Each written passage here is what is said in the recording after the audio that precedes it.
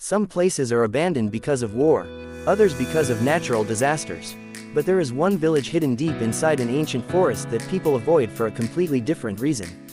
They say it belongs to the Jinn. My name is Ethan, and I have spent years traveling around the world, exploring abandoned places and uncovering mysterious legends. I never believed in ghosts, demons, or supernatural creatures. Every haunted place I visited always had a logical explanation. Everything changed the day I arrived in a small mountain village. The locals welcomed me warmly, but the moment I mentioned abandoned places, their expressions changed. An elderly man sitting outside a small wooden house slowly stood up and walked toward me.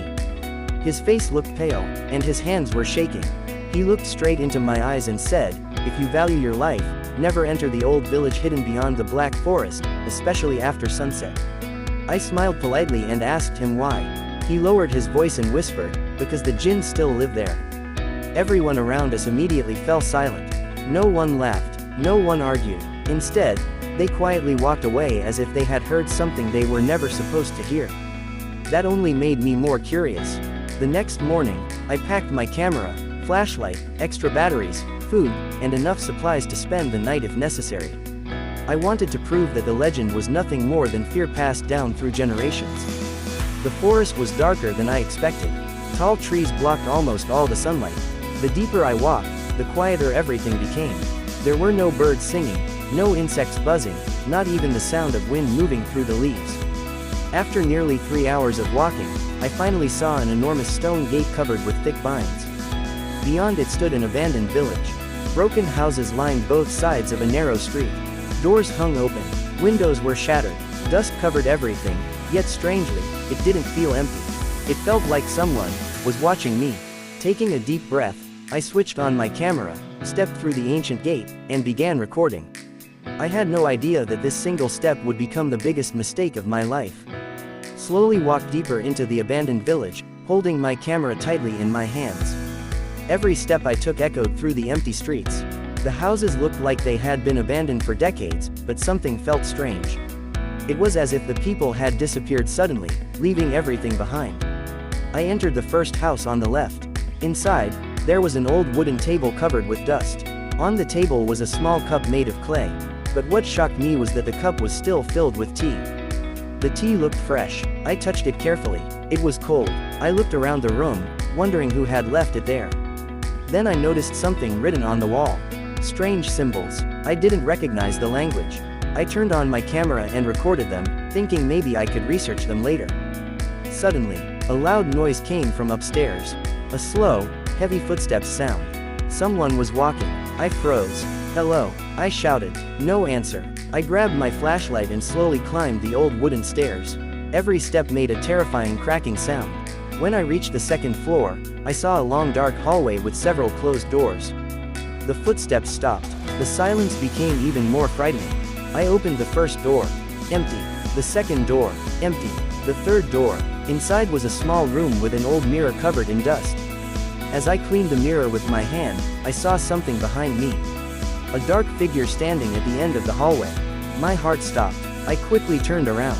Nobody was there. I looked back at the mirror. The figure was still visible. Standing silently, watching me. I immediately left the house and returned to the street. But the village had changed. The path where I entered was gone. Every direction looked the same. The old houses, the broken streets, the silent darkness. I checked my phone. No signal. The battery was dropping quickly, even though it was fully charged. Then, from somewhere in the village, I heard a whisper, a voice that sounded like it was calling my name. "Ethan." I looked around in fear. Nobody was there, but the voice came again. "Ethan." That was the moment I realized. I was not alone in this village. Darkness slowly covered the entire village. I knew I had to leave before it became completely dark, but no matter which direction I walked, I kept returning to the same place. The old well. It was standing in the center of the village, surrounded by broken stones and dead trees. I checked my map again and again, but nothing made sense.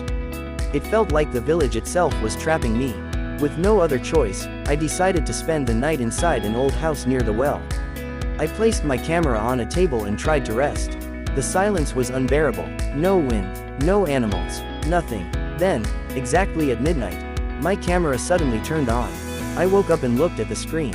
The camera was recording the old well outside. I had never pointed it there. Slowly, I walked toward the window. At first, I saw nothing. But when I looked at the camera screen, a tall black figure was standing beside the well. It was completely motionless. Its body was covered in darkness, and two glowing eyes stared directly into the camera. My hands started shaking. I slowly looked outside with my own eyes. The well was empty. There was no one there. I looked back at the camera. The figure was still standing, watching. I stepped away from the window. Suddenly, all the lights on my equipment turned off. My camera battery dropped from full power to 0 in seconds. Then my flashlight died. The room became completely dark. A freezing wind passed through the broken windows. And then, I heard whispers, hundreds of voices, coming from every corner of the village. They were speaking in a language I had never heard before. I grabbed my camera and opened the door. The moment I stepped outside, I saw them, figures standing in the streets. One after another, tall, silent shadows covering the entire village.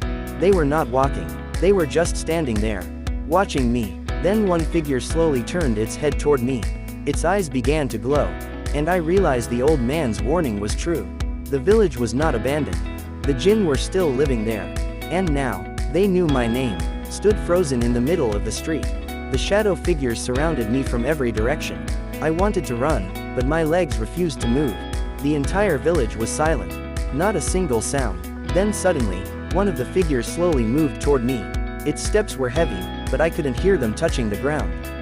I took a step back. The figure stopped. Then it raised its hand and pointed toward the old well. I looked at the well in fear. A strange black smoke started rising from inside. The air became colder. I felt a powerful presence coming from the darkness below. I didn't know what was happening, but every instinct inside me told me to leave. I turned around and ran. I didn't care which direction I was going. I just wanted to get away. I ran through the narrow streets, past the abandoned houses, and into the forest. After running for several minutes, I stopped to catch my breath. I looked back.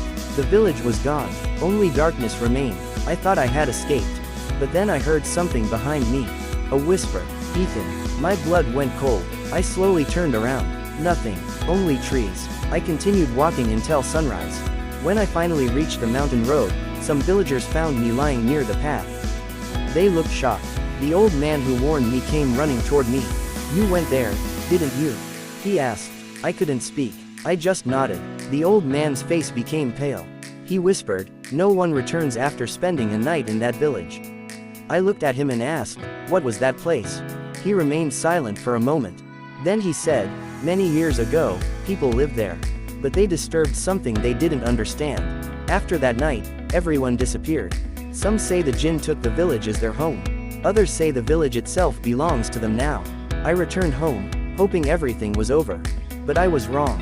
When I checked my camera footage, most of the videos were destroyed. Only one recording survived. The final video showed me standing outside the old well. But behind me, there were hundreds of shadow figures, standing silently, watching, waiting, and the last frame showed something that made me lose sleep for many nights. One of the figures was not in the village. It was standing right behind me. After returning from the village, I tried to forget everything that happened. I told myself it was just fear. A strange place, a tired mind. Maybe my imagination had created those terrifying images. But deep inside, I knew the truth. Something had followed me. For the first few nights, everything seemed normal. Then strange things started happening. Every night at exactly midnight, I heard footsteps outside my bedroom door. Slow footsteps, heavy footsteps. I would open the door quickly, but there was always nothing there. One night, while reviewing my old camera files, I found a video that I had never recorded. The screen showed the abandoned village, the old well, the dark streets. Then the camera slowly turned toward the house where I was sleeping. My own house. I froze. The video was showing my bedroom from outside the window. But that was impossible. No one had been there. At the end of the video, a shadow figure appeared. It moved closer to the camera and whispered, "You left our home." A pause. Then another whisper came, "But we came with you." The screen went black. I immediately turned off the camera. That night, I couldn't sleep. At midnight, the footsteps started again. But this time, they stopped right outside my door. I could hear breathing. Something was standing there. I held my breath and slowly looked under the door. A dark shadow was covering the floor. I wanted to scream. I wanted to run. But I couldn't move. Then the shadow slowly disappeared. The next morning, I found something outside my door. An old clay lantern, covered in fresh mud, exactly like the ones I had seen in the village. There were no footprints, no signs of anyone coming. Only a message carved into the lantern: "You visited our village. Now our village will never leave you." I never returned to that forest again. I stopped exploring abandoned places. I stopped searching for legends. Because some mysteries are not meant to be discovered. Some doors are not meant to be opened. And some places are not abandoned at all. They are waiting for someone curious enough to enter. And if you ever hear about a forgotten village hidden deep inside a forest, remember my story, because maybe the Village of Jinns is not just a legend. Maybe somewhere in the darkness, it is still waiting for its next visitor.